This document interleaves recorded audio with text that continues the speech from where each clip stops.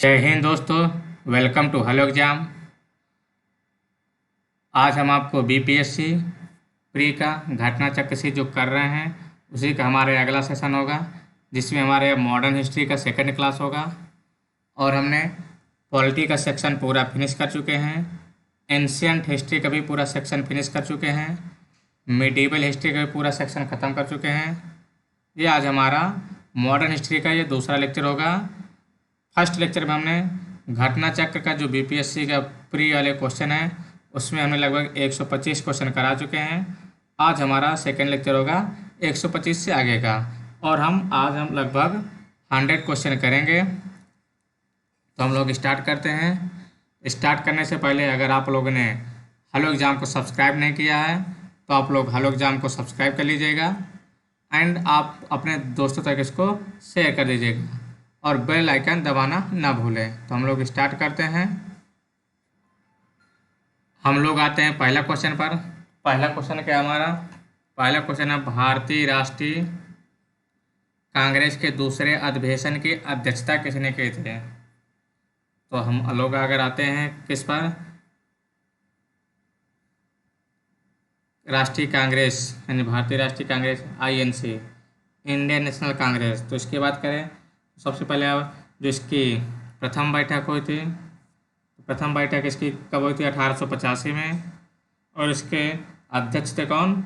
वेमेश चंद बनर्जी थे। और इसका कहाँ पर हुआ था? जो स्थान का था इसका बम्बई में हुआ था। दूसरे की बात करें 1886 में हुए थे, और इसके अध्यक्ष कौन थे? दादा भाई नौरोजी थे। और इसका अधिवेशन कहाँ हुआ था? कलकत्ता में हुआ था।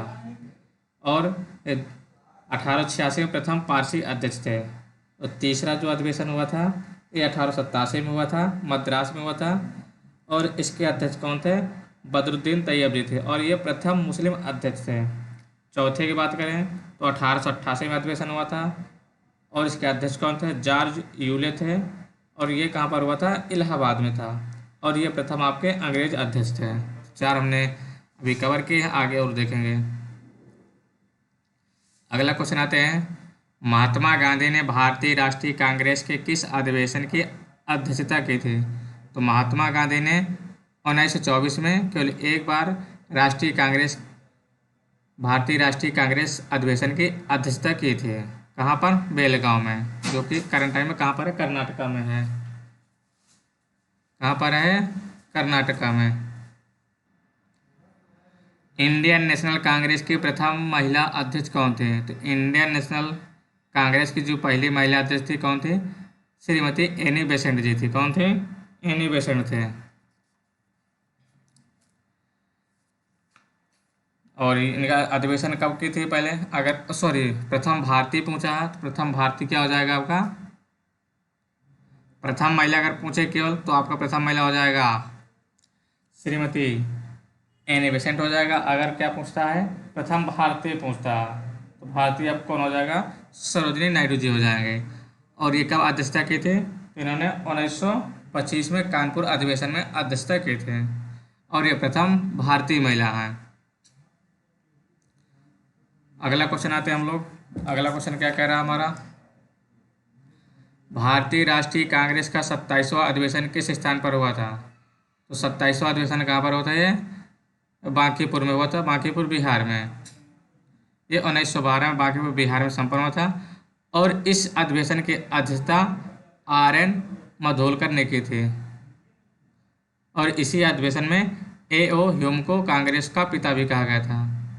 अगला क्वेश्चन आता है, पुस्तक the poverty and un British rule in India किसने लिखे थे? इसको दादा भाई नौरोजी ने के द्वारा लिखे गए थे। Poverty and un British rule in India नामक पुस्तक ये दादा भाई नौरोजी के द्वारा लिखे गए थे। किसने कहा था कांग्रेस आंदोलन न तो लोगों द्वारा प्रेरित था, ना ही यह उनके द्वारा सोचा या योजनाबद्ध किया गया था? यह सर सैयद अहमद के द्वारा कहा गया था। 1888 में सर सैयद अहमद खान ने एक संयुक्त भारतीय राजभक्त सभा अर्थात यूनाइटेड इंडियन पैट्रियटिक एसोसिएशन बनाई थी, जिसका स्पष्ट उद्देश्य कांग्रेस के प्रचार को निष्फल बनाना था और लोगों को कांग्रेस से दूर रखना था। तभी सर सैयद अहमद खान ने कहा था कांग्रेस आंदोलन न तो लोगों द्वारा प्रेरित था, और ना ही यह उनके द्वारा सोचा या योजनाबद्ध किया गया था। अगला क्वेश्चन आते हैं हम लोग। मुझे विश्वास है कि कांग्रेस अपने विनाश की तरफ जा रही है और मेरी यह बड़ी इच्छा भारत में रहते होगी कि इसके शांति प्रिय निधन के लिए इसका सहायक बनो। यह किसने लिखा था? ये बोला गया था, लिखा था गया था किसके द्वारा? लॉर्ड कर्जन के द्वारा। किसके द्वारा? लॉर्ड कर्जन के द्वारा। अंग्रेज जो शासक थे कौन? ये नरमपंथियों के नेतृत्व में कांग्रेस काफ़ी कमज़ोर है। जो अंग्रेज समझते थे कि नरमपंथियों के नेतृत्व में कांग्रेस काफ़ी कमज़ोर है, जनता में इसकी बैठ नहीं है, अतः इसे खत्म किया जा सकता है। इस नीति के सबसे बड़े प्रवक्ता कौन थे? लॉर्ड कर्जन थे। और इन्होंने 1900 में ये बात बोली थी कि मुझे विश्वास है कि कांग्रेस अपने विनाश की तरफ जा रही है और मेरी बड़ी इच्छा भारत में रहते होगी कि इसकी शांतिप्रिय निधन के लिए इसका सहायक बनूं। अगला क्वेश्चन आते हैं हम लोग। निम्नलिखित में से किस वायसराय के कार्यकाल में भारतीयों को राय बहादुर और खान बहादुर उपाधियां प्रदान करना प्रारंभ हुआ था?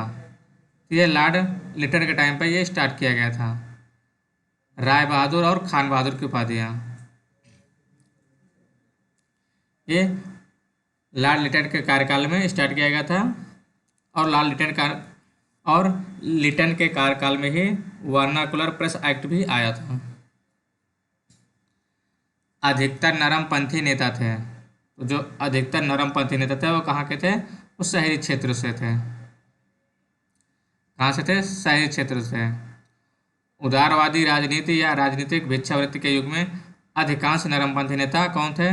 जैसे कि दादा भाई नौरोजी थे, फिरोज शाह मेहता, दिनसा वाचा, वेमेश चंद बनर्जी, सुरेंद्र नाथ बनर्जी, ये जैसे नेता शहरी क्षेत्रों से संबंधित थे।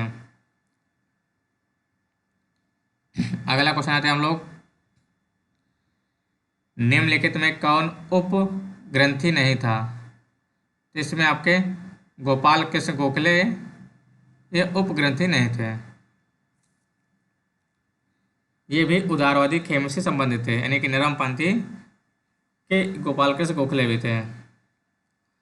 वह समभाव और मृदु न्यायप्रियता में विश्वास रखते थे और उन्हें पूर्ण विश्वास था कि देश का पुनरुद्धार उत्तेजना के बाउंड्रों में नहीं हो सकता है, ये उनका मानना था। और इन्होंने 1889 के इलाहाबाद कांग्रेस अधिवेशन के मंच से राजनीति में भाग लिए थे और 1897 में उन्हें और वाचा को भारतीय बैंक के लिए नियुक्त बेलवी आयोग के सम्मुख साक्ष्य देने को कहा गया था। अगला क्वेश्चन आते हैं। भारतीय सेवक समाज भारत सेवक समाज की स्थापना किसने की थी? तो भारत सेवक समाज की स्थापना किसने की थी? गोपाल कृष्ण गोखले द्वारा किया गया था। वर्ष 1905 में पूना में गोपाल कृष्ण गोखले ने भारत सेवक मंडल अर्थात सर्वेंट ऑफ इंडियन सोसाइटी की स्थापना की थी, जिसका उद्देश्य था भारत सेवा के लिए प्रचारक तैयार करना था और संवैधानिक रूप से भारतीय जनता के सच्चे हितों को प्रोत्साहन देना था। वर्ष 1905 में सर्वेंट्स ऑफ इंडिया सोसाइटी की स्थापना किसके द्वारा की गई थी? तो सर्वेंट्स ऑफ इंडियन सोसाइटी की स्थापना किस द्वारा की गई थी? अभी जस्ट बताया हमने, ये गोपाल कृष्ण गोखले के द्वारा की गई थी। रजनी पाम दत्ता ने कहा वे साम्राज्यवाद से लड़ते भी थे और सहयोग भी करते हैं। उन्होंने किस राजनीतिक गठबंधन के बारे में यह कहा था? यह भारतीय राष्ट्रीय कांग्रेस के संबंध में यह बात बोली थी उन्होंने। रजनी पाम दत्ता ने कहा था कि भारतीय राष्ट्रीय कांग्रेस के बारे में यह कहा था कि कांग्रेस कई अवसरों पर अंग्रेजी हुकूमत के साथ सहयोग भी करती थी, जैसे प्रथम विश्व युद्ध में भारतीय सहयोग हो या गांधी इरविन वार्ता हो। इसके अतिरिक्त भारतीय राष्ट्रीय कांग्रेस ने साम्राज्यवाद का विरोध करते हुए अंग्रेजों से आज़ादी की लड़ाई लड़ते हुए देश को स्वतंत्र भी कराया है।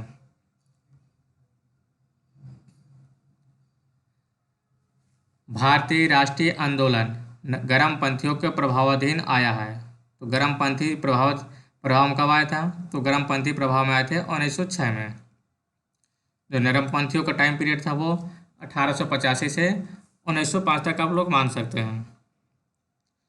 1906 के बाद भारतीय राजनीति में कांग्रेस के भीतर गरम दल का प्रभाव बढ़ा और गरम दल के जो प्रमुख नेता था उसमें लाल बाल पाल ये थे, यानी कि बाल गंगाधर तिलक, लाला लाजपत राय, बिपिन चंद्र पाल तथा अरविंद घोष ने मिलकर किया। इन नेताओं ने स्वराज को अपना लक्ष्य बनाया। तिलक ने नारा भी दिया था कि स्वराज मेरा जन्मसिद्ध अधिकार है और मैं इसे लेकर रहूंगा। अगला क्वेश्चन आते हैं हम लोग, बाल गंगाधर तिलक लोकमान्य तिलक के नाम से जाने लगे हैं। ये कब से जाने लगे? तो ब्रिटिश सरकार ने बाल गंगाधर तिलक को पुणे के असिस्टेंट कलेक्ट्रेट रंड की हत्या के मामले में अभियुक्त बनाया था। तिलक को दोषी पाया गया और उन्हें 18 माह की कठोर कारावास की सजा भी सुनाई गई। जब वो जेल से बाहर आए तो वे एक राष्ट्रीय नायक यानी नेशनल हीरो के रूप में उभरे और उन्हें लोकमान्य की उपाधि प्राप्त हुई। इस तरह किसी एक घटना नहीं बल्कि अनेक राष्ट्रवादी कार्यों के बाद तिलक को लोकमान्य की उपाधि दी गई थी। इसमें आपका नानाप दीज हो जाएगा या क्या हो जाएगा? इसमें आपका मोर देन वन हो जाएगा। अगला क्वेश्चन आते हैं हम लोग, निम्नलिखित में से कौन सा नेता कांग्रेस के गरम दल से संबंधित था? तभी होता है लाल बालपाल एंड घोष, तो कौन हो जाएगा? अरविंद घोष हो जाएगा इसमें गरम दल से संबंधित वाले।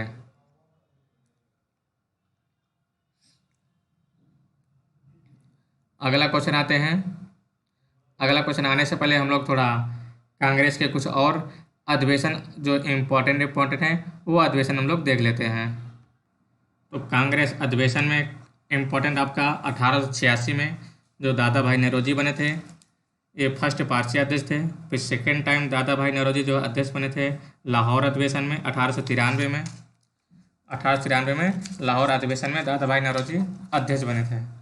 उसके बाद अगर बात करें 1905 में जब बंगाल विभाजन हुआ था, बनारस अधिवेशन हुआ था, उस टाइम गोपाल कृष्ण गोखले ने अध्यक्षता की थी। दादा भाई नौरोजी का फिर तीसरा अधिवेशन कलकत्ता में हुआ था, ये 1906 में अधिवेशन हुआ था। और 1907 में जो कांग्रेस का डिवीज़न हुआ था सूरत अधिवेशन में, उस टाइम अध्यक्षता डॉक्टर रासबिहारी घोष द्वारा किया गया था। और जब आपका कांग्रेस का पैचअप हुआ था 1916 में लखनऊ अधिवेशन में, तब उसके अध्यक्ष कौन थे? अंबिका चरण मजूमदार थे। और प्रथम महिला 1917 में कलकत्ता अधिवेशन में एनी बेसेंट के द्वारा अध्यक्षता की गई थी। और अगर सबसे कम एज की बात करें तो सबसे कम एज के बनने वाले अध्यक्ष 1923 में दिल्ली अधिवेशन में मौलाना अबुल कलाम आज़ाद इसके अध्यक्षता किए थे। उसके बाद आते हैं महात्मा गांधी ने 1924 में बेलगांव और कर्नाटका में अध्यक्षता किए थे। प्रथम महिला अध्यक्ष बनी थी इंडियन नेशनल कांग्रेस की, वो कानपुर अधिवेशन 1925 में सरोजिनी नायडू के द्वारा ये अधिवेशन किया गया था, अध्यक्षता की गई थी।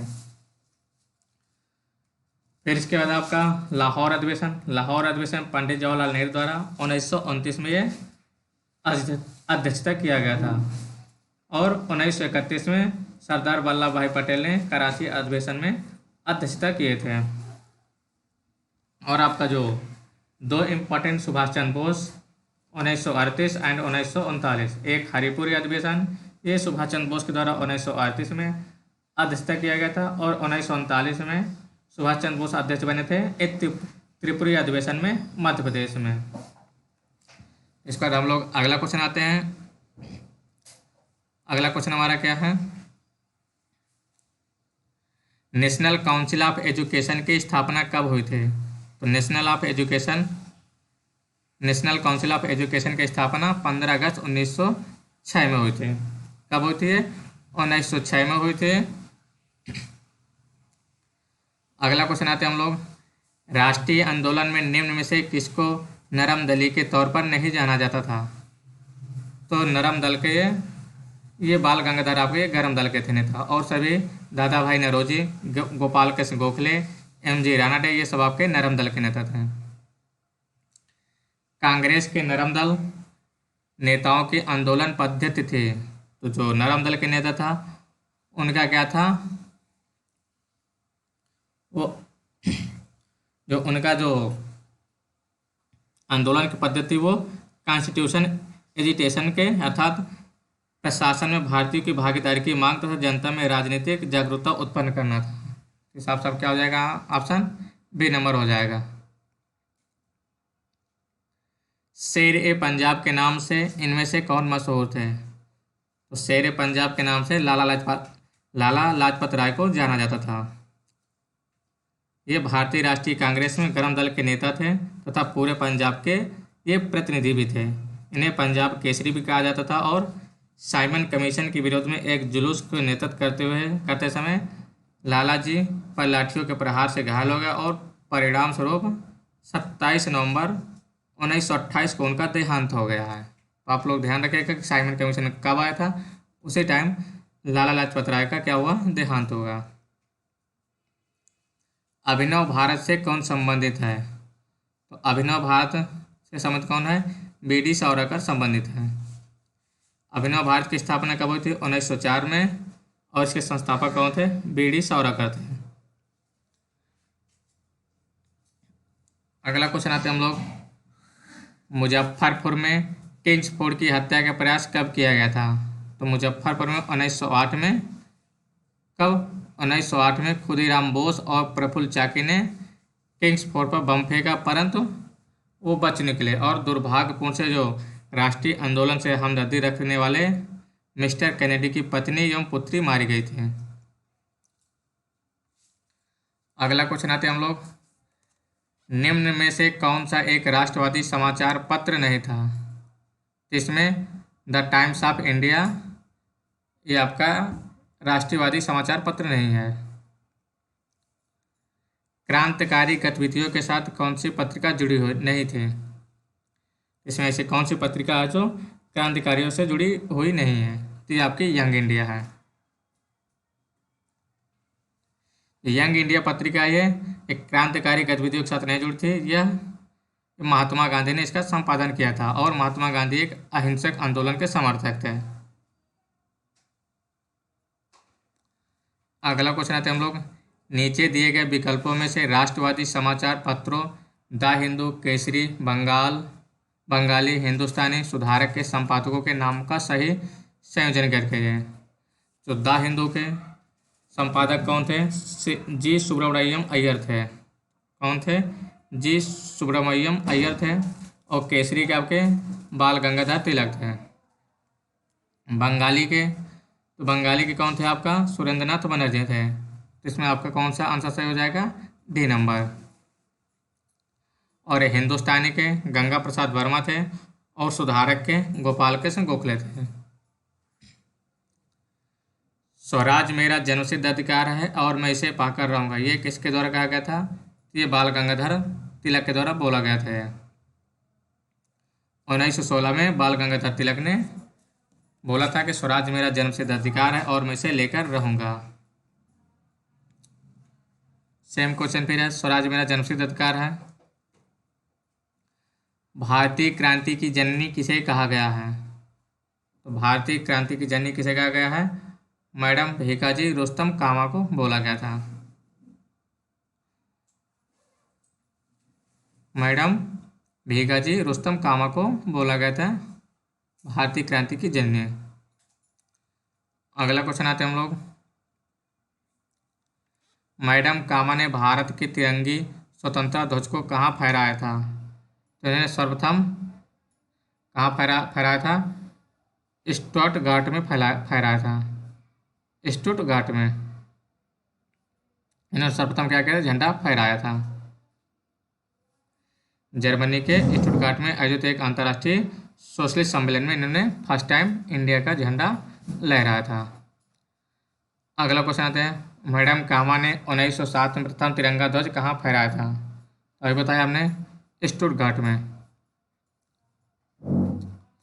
लंदन में इंडिया हाउस के संस्थापक कौन थे? इंडिया हाउस के संस्थापक थे श्यामजी कृष्ण वर्मा थे। इन्होंने इंडियन होम रूल सोसाइटी की स्थापना की और इंडिया हाउस की भी स्थापना की थी और यहाँ से एक समाचार पत्र सोशोलॉजिस्ट का प्रकाशन भी किया गया था। अगला क्वेश्चन आते हैं, बंग भंग के बाद कौन सा आंदोलन शुरू हुआ था? तो बंग भंग के बाद स्वदेशी आंदोलन स्टार्ट हुआ था कब? ये 1905 में। ब्रिटिश सरकार ने 20 जुलाई 1905 को बंगाल विभाजन का निर्णय लिया, अर्थात घोषणा की थी, और 7 अगस्त 1905 को कलकत्ता के टाउन हॉल में एक ऐतिहासिक बैठक में स्वदेशी आंदोलन की विविधता घोषणा कर दी गई और इसी में ऐतिहासिक बहिष्कार का प्रस्ताव पारित हुआ। लॉर्ड कर्जन द्वारा 1905 में किया गया बंगाल विभाजन किस वर्ष रद्द किया गया था? ये 1911 में रद्द किया गया था। 1911 में ब्रिटिश सम्राट जॉर्ज पंचम और महारानी मेरी के भारत आगमन पर उनके स्वागत है दिल्ली में एक दरबार का आयोजन किया गया था और इसी दरबार में 12 दिसंबर 1911 को बंगाल विभाजन को रद्द घोषित कर दिया गया था। कांग्रेस ने स्वराज प्रस्ताव वर्ष 1905 में पारित किया। इसका क्या उद्देश्य था? तो इसका उद्देश्य क्या था? स्वशासन सुनिश्चित करना था। 20वीं सदी के प्रारंभिक वर्षों में कांग्रेस में विभाजन की प्रक्रिया शुरू हुई। तो इसका क्या कारण था? इसका कांग्रेस आंदोलन की रणनीतियों पर, कांग्रेस आंदोलन के उद्देश्यों पर और कांग्रेस आंदोलन में लोगों की भागीदारी के अनुसार ये सभी इसका मेन रीजन थे।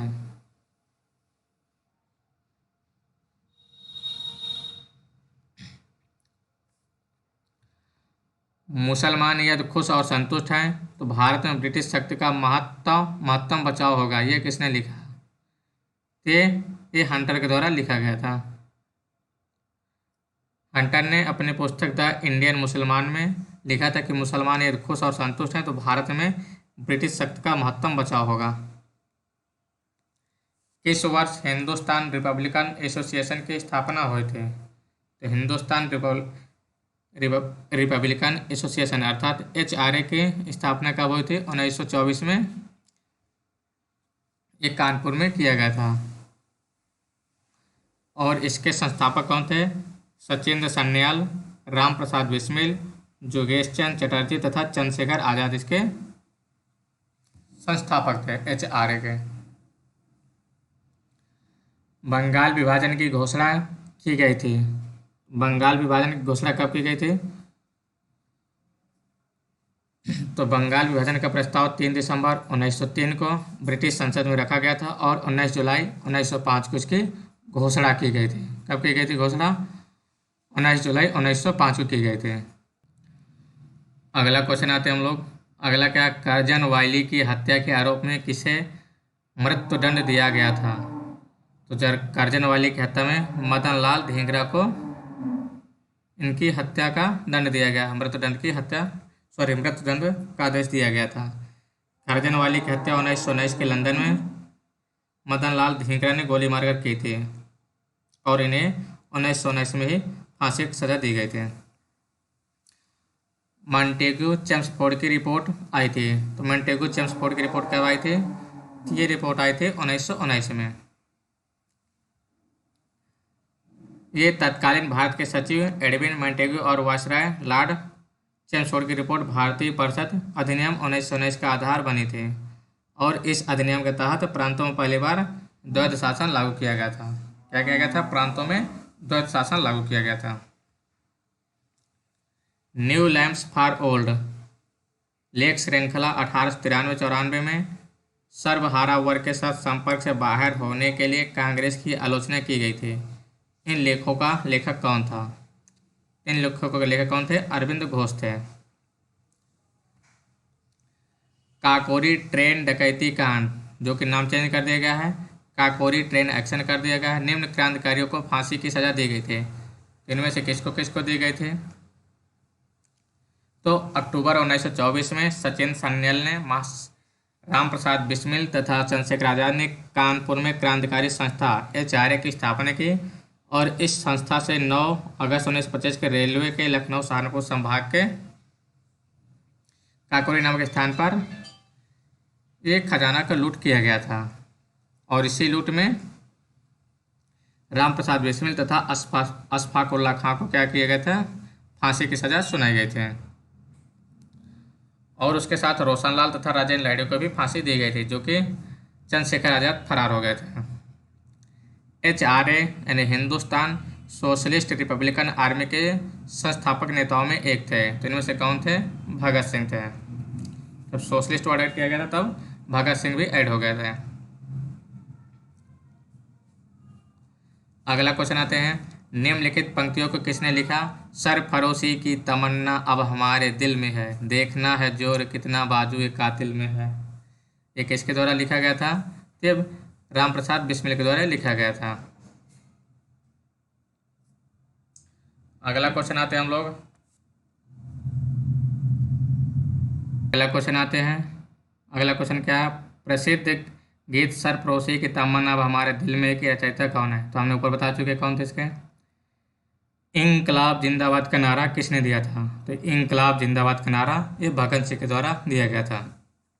किसके द्वारा दिया गया था, भगत सिंह के द्वारा दिया गया था। भगत सिंह, राजगुरु और सुखदेव को फांसी कब दी गई थी। इनको फांसी कब दी गई थी, 23 मार्च 1931 को दी गई थी। कब दी गई थी, 23 मार्च 1931 के। और ये सभी किससे जुड़े हुए थे, हिंदुस्तान सोशलिस्ट रिपब्लिकन एसोसिएशन के दो सदस्य भगत सिंह और बटुकेश्वर दत्त ने 8 अप्रैल 1929 को केंद्रीय विधानसभा में बम फेंके थे और वहीं पर इनको दोनों को गिरफ्तार कर लिया गया था। सरकार के विरोध में असेंबली में बम फेंकने के समय भगत सिंह की उम्र क्या थी। तो इनकी उम्र 21 साल से थोड़ा ज़्यादा थी। अनुशीलन समिति थी। तो अनुशीलन समिति क्या थी, ये एक क्रांतिकारी संगठन था। क्या थी ये, एक क्रांतिकारी संगठन था। अगला क्वेश्चन आते हैं हम लोग, 1913 में पटना में अनुशीलन समिति की एक शाखा की स्थापना किसने की थी। तो इसकी स्थापना किसके द्वारा की गए थे, सचिंद्रनाथ सन्याल के द्वारा किए गए थे। चिटगांव शस्त्र छापामार की योजना बनाई गई थी। तो ये किसके द्वारा बनाए गए थे, ये आपने मूवी भी देखा होगा, चटगांव सूरसेन के द्वारा ये बनाए गए थे। चटगांव मूवी भी एक है, उसको आप लोग देखेंगे, बहुत अच्छी मूवी है, उसमें पूरा डिटेल दिखाया गया है। चटगांव शस्त्रागार धावे से कौन संबंधित है। तो कौन संबंधित है, सूरसेन है। निष्क्रिय विरोध के सिद्धांत का प्रतिपादन किसने किया। तो निष्क्रिय विरोध का सिद्धांत का प्रतिपादन अरविंद घोष ने किया है। किसने किया है, अरविंद घोष ने किया है। गदर पार्टी की स्थापना हुई। तो गदर पार्टी की स्थापना कब हुई थी, ये 1913 में। 1913 में सोहन सिंह भाकना के नेतृत्व में पोर्टलैंड में Hindustan association of the Pacific Coast नामक संस्था की स्थापना हुई थी। और इस संस्था ने गदर नामक एक अखबार निकाला, जिससे इस संस्था का नाम गदर पार्टी पड़ा था। और लाला हरदयाल इस संस्था के मनीषी तथा पथ प्रदर्शक थे। गदर क्रांति छिड़ने का सबसे महत्वपूर्ण कारण क्या था। तो इसका महत्वपूर्ण कारण था प्रथम महायुद्ध का शुरू होना था। गदर पार्टी की स्थापना कहाँ पर हुई थी। तो अभी जैसे बताया कहाँ पर होती है, USA में हुई थी। किसने कहा था स्वराज मेरा जन्मसिद्ध अधिकार है और उसे मैं लेकर रहूंगा। तो अभी ये भी क्वेश्चन आ चुका है, बाल गंगाधर तिलक के द्वारा ही बोला गया था। सेम क्वेश्चन फिर आ गया, स्वराज आम जनता के लिए होना चाहिए, केवल वर्गों के लिए नहीं, के प्रसिद्ध सूत्र की घोषणा की थी। तो किसने की थी ये, तो श्री राजगोपालाचारी के द्वारा ये घोषणा की गई थी। इंडिया फॉर इंडियंस किताब किसने लिखे थे। तो इंडिया फॉर इंडियंस ये CR दास ने लिखा था। चित्तरंजन दास के द्वारा ये भारतीय स्वतंत्रता आंदोलन के दौरान इंडिया फॉर इंडियंस नामक पुस्तक लिखे थे। अनहैप्पी इंडिया के पुस्तक के लेखक कौन है। तो अनहैप्पी इंडिया किसके द्वारा लिखे गए थे, लाला लाजपत राय के द्वारा लिखा गया था। निम्नलिखित में से किस नेता ने 1906 में कलकत्ता कांग्रेस अधिवेशन की अध्यक्षता की थी। तो 1906 में हमने बताया था किसने किया था, दादा भाई नौरोजी के द्वारा ये कलकत्ता अधिवेशन में अध्यक्षता की गई थी।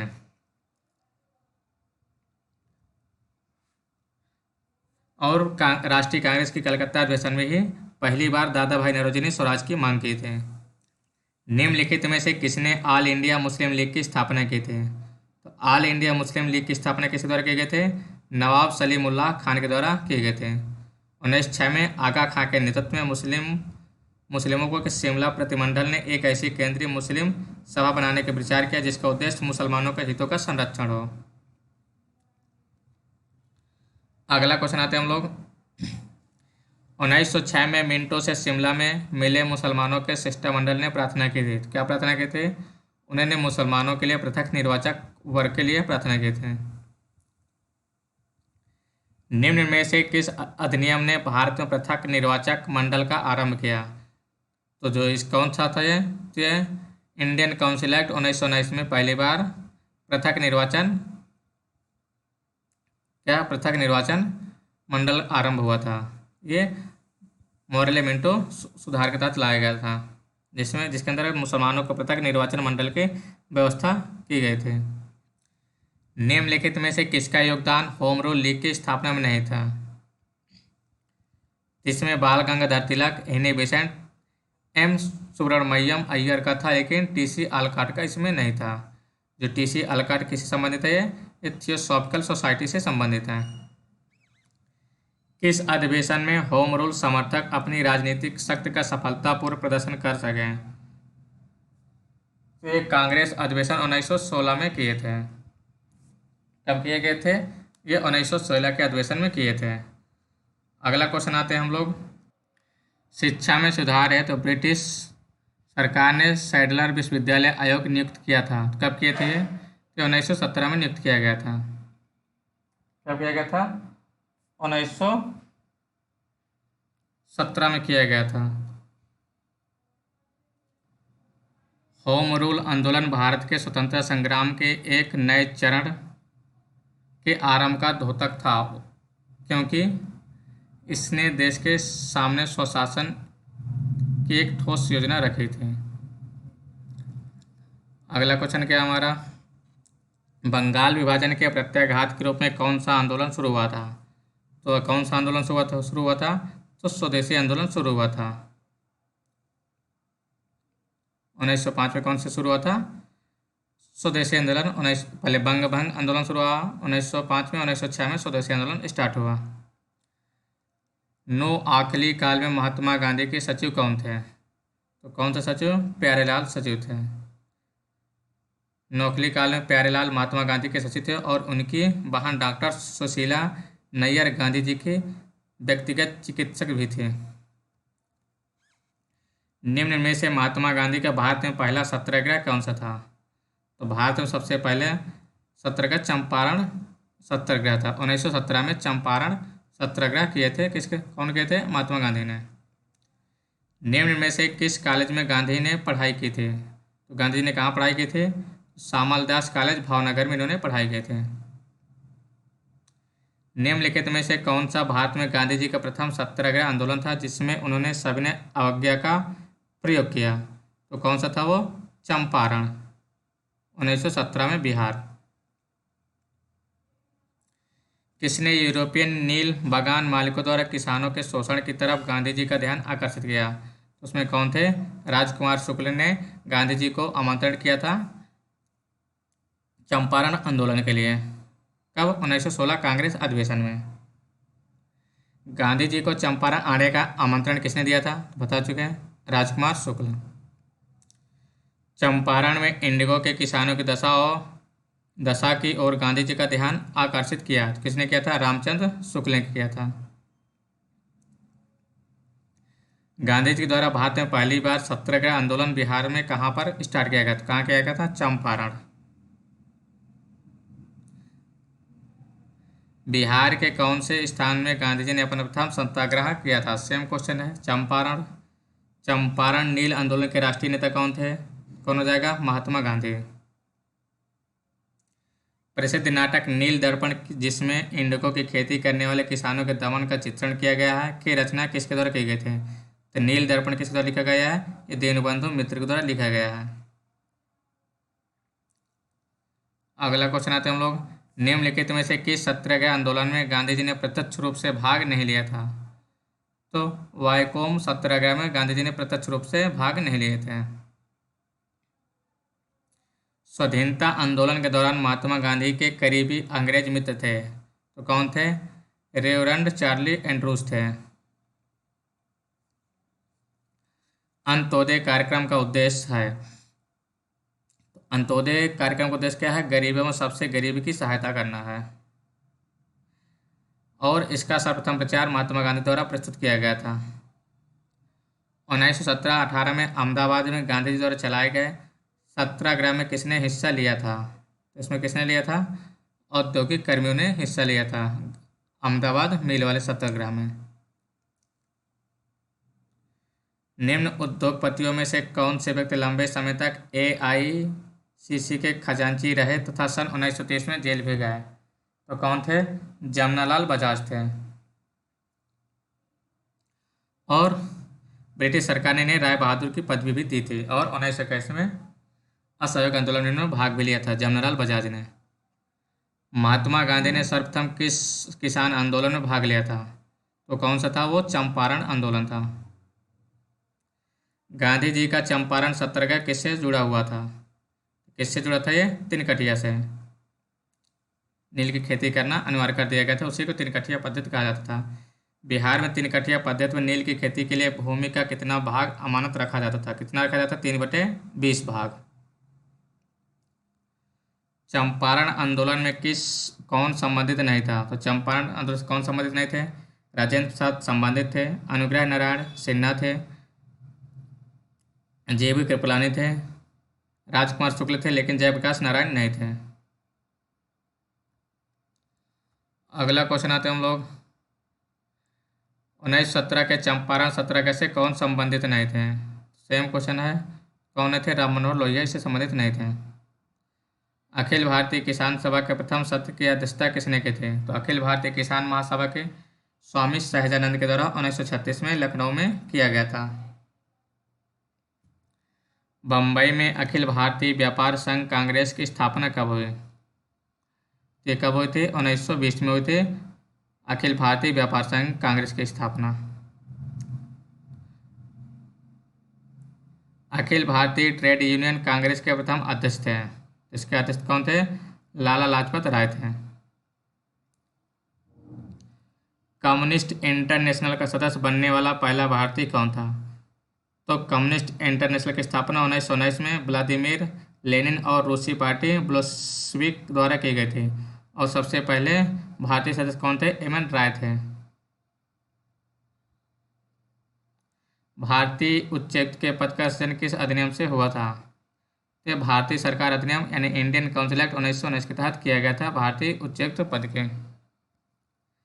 रोलेट एक्ट का भारतीय राष्ट्रीय कांग्रेस ने विरोध किया क्योंकि इसका लक्ष्य था व्यक्तिगत स्वतंत्रता को सीमित करना था, यानी कि इसमें कहा गया था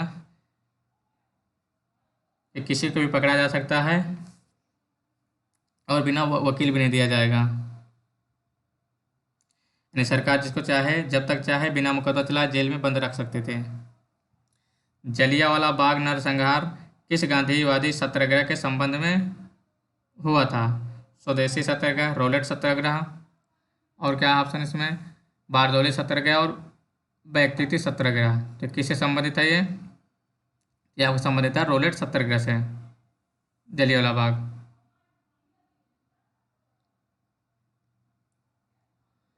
रोलेट एक्ट भारत में लागू किया गया था, तो कब किया गया था ये? 1919 में लागू किया गया था।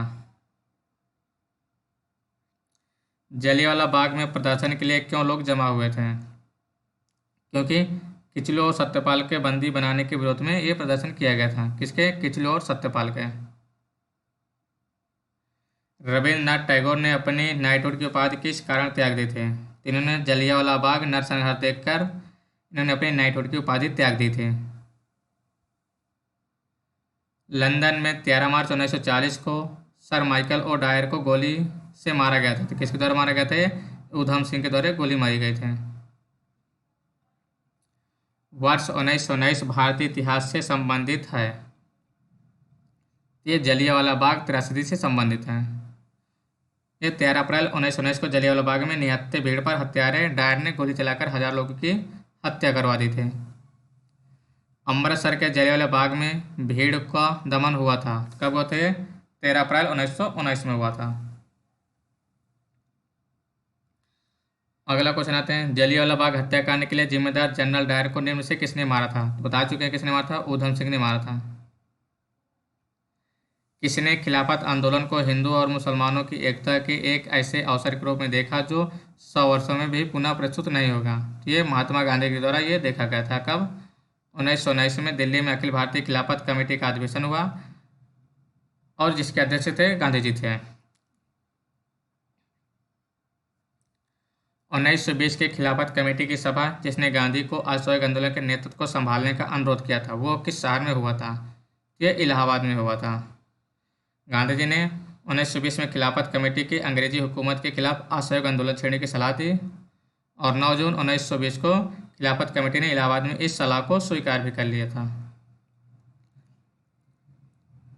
तो आज हम अपनी क्लास यहीं पर समाप्त करते हैं। आज हमने लगभग 100 क्वेश्चन फिनिश कर चुके हैं।